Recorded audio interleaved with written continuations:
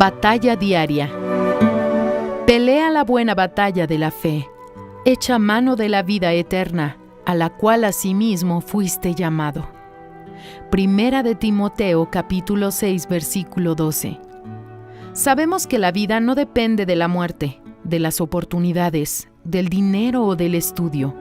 La vida solo depende de la fe.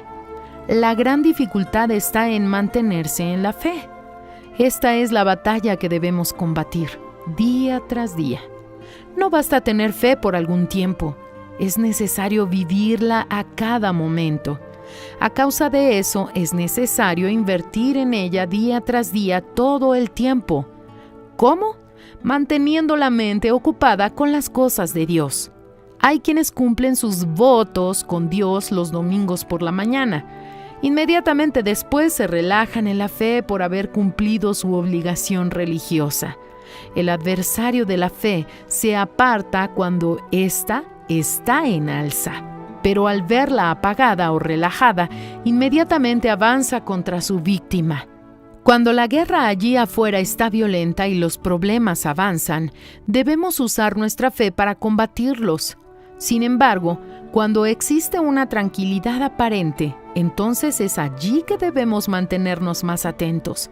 El mantenimiento de la fe es diario. No podemos relajarnos solo un instante. Cómprese un auto 0 kilómetros. Deje ese auto en el garage durante años, sin mantenimiento, sin cambiar la gasolina. Ahora, en un momento de emergencia, intente usar ese auto. ¿Piensa que conseguirá hacerlo funcionar? Así también es con la fe, con el agravante de que ella es necesaria para la salvación de su alma, para tomar posesión de la vida eterna.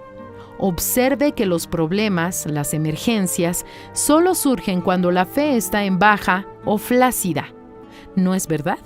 Por eso, el Espíritu Santo nos enseña a combatir la buena batalla.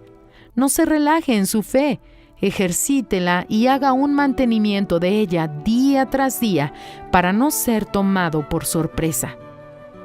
Fragmento del libro El Pan Nuestro para 365 días del obispo Edir Macedo.